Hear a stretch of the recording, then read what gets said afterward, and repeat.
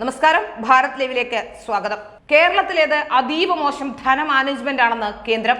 കേരളത്തിന്റെ സാമ്പത്തിക ക്ലേശത്തിന് കാരണം സാമ്പത്തിക കാര്യം കൈകാര്യം ചെയ്യുന്നതിലെ പിടിപ്പുകേടാണെന്നും കേന്ദ്രം വ്യക്തമാക്കുന്നു.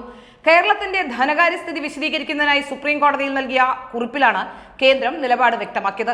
കേരളത്തിന്റെ കടമെടുപ്പ് പരിധി ഇനി ഉയർത്താനാകില്ലെന്നും കേന്ദ്രം നൽകിയ 45 പേജുള്ള വിശദീകരണത്തിൽ ചൂണ്ടിക്കാട്ടുന്നുണ്ട്.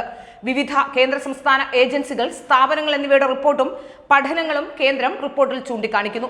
സംസ്ഥാനത്ത് ഇന്ന് ബജറ്റ് അവതരിപ്പിച്ചുകൊണ്ടിരിക്കുകയാണ്. ഈ വിവരങ്ങൾ പുറത്തുവരുന്നതും അപ്പോഴാണ്. കേന്ദ്രം കടമെടുപ്പ് പരിധി വെട്ടിക്കുറച്ചെന്നാരോപിച്ച് കേരളം നൽകിയ ഹർജിക്ക് മറുപടിയായി അറ്റോർണി ജനറൽ മുഖേന സുപ്രീം കോടതിക്ക് നൽകിയ കുറിപ്പിലാണ് കേന്ദ്രം ഇക്കാര്യം വ്യക്തമാക്കുന്നത്. കേന്ദ്ര നികുതി, കേന്ദ്ര പദ്ധതികളുടെ വിഹിതം, ധനകമ്മി ഗ്രാന്റുകൾ തുടങ്ങി സംസ്ഥാനത്തിന് അർഹതപ്പെട്ട പണം നൽകിയിട്ടുണ്ട്. വിവിധ ധനകാര്യ കമ്മീഷനുകൾ ശുപാർശ ചെയ്തതിനേക്കാൾ അധിക പണം കേരളത്തിന് നൽകിയിട്ടുള്ളതായും കുറിപ്പിൽ ചൂണ്ടിക്കാട്ടുന്നു. ഏറ്റവും അധികം കടമുള്ള 5 സംസ്ഥാനങ്ങളിലൊന്നാണ് കേരളമെന്നും കേന്ദ്രം നൽകിയ കുറിപ്പിൽ പറയുന്നുണ്ട്. 2018-2019 സാമ്പത്തിക വർഷത്തിൽ സംസ്ഥാനത്തിന്റെ മൊത്തം വരുമാനത്തിന്റെ 31% കടം. എന്നാൽ 2021-22 അത് 39% ഉയർന്നു. ദേശീയ ശരാശരി 29.8% മാത്രമാണ്. സംസ്ഥാനം കടത്തിന് നൽകുന്ന പലിശയിലും വലിയ വർധനമാണ് ഉണ്ടായത്. സംസ്ഥാനം എടുക്കുന്ന കടത്തിന്റെ മൊത്തം പലിശ 10%-ലധികമാകരുതെന്നാണ് 14ാം ധനകാര്യ കമ്മീഷന്റെ നിർദ്ദേശം. എന്നാൽ കേരളത്തിൽ കഴിഞ്ഞ സാമ്പത്തിക വർഷം ഇത് 19.8 വർദ്ധിക്കുകയും ചെയ്തു.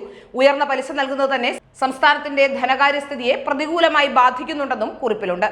കടമെടുക്കുന്ന പണം കേരളം ഉത്പാദന മേഖലകളിലല്ല നിക്ഷേപിക്കുന്നത്. അത് ശമ്പളവും പെൻഷനും പോലെയുള്ള ദൈനംദിന പ്രവർത്തനങ്ങൾക്കായാണ് ചെലവഴിക്കുന്നത്.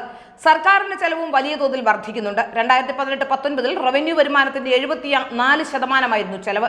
2021-22 ഇത് 82.40% ഉയർന്നു.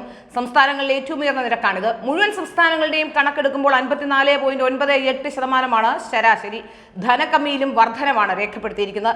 2017-2018 ധനകമ്മി 2.41% 2021-22 അത് 3.17% ഉയർന്നു.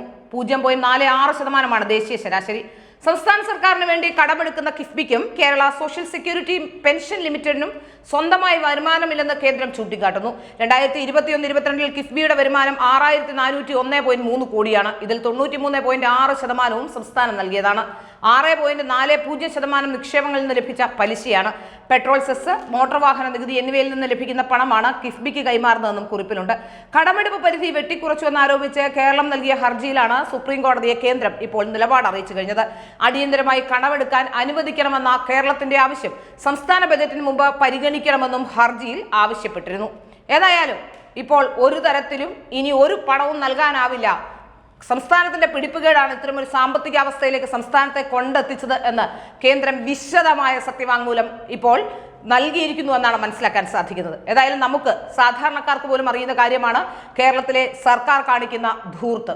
ഇല്ലാത്ത പണമെടുത്ത് ധൂർത്ത് കാണിച്ചുകൊണ്ടാണ് മുന്നോട്ട് പോകുന്നത്. കടമെടുക്കുന്ന കാശെല്ലാം ഒരു ഉത്പാദന മേഖലകളിലുമല്ല നിക്ഷേപിക്കുന്നതെന്നുള്ളത് ഗൗരവകരമായ കാര്യം തന്നെയാണ്. കടമെടുക്കുന്ന പണം മുഴുവൻ പലിശ കൊടുക്കാനും ശമ്പളം കൊടുക്കാനും, അതായത് ദൈനംദിന ചെലവുകൾക്ക് മാത്രം വിനിയോഗിക്കുമ്പോൾ എങ്ങനെയാണ് ധനസ്ഥിതി സർക്കാരിന്റെ മെച്ചപ്പെടുക?